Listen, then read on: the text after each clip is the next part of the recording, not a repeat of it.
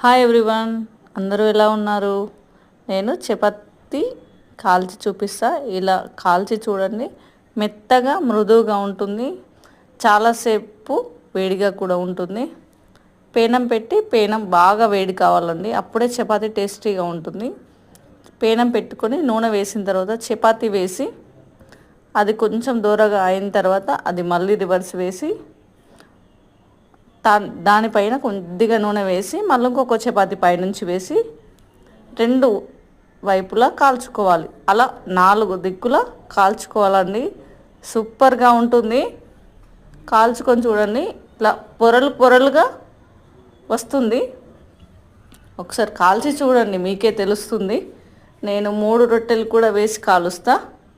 Super టేస్టీగా ఉంటుంది. Thank you everyone. Subscribe చేసుకోండి, లైక్ కొట్టండి, షేర్ చేయండి. Thank you everyone.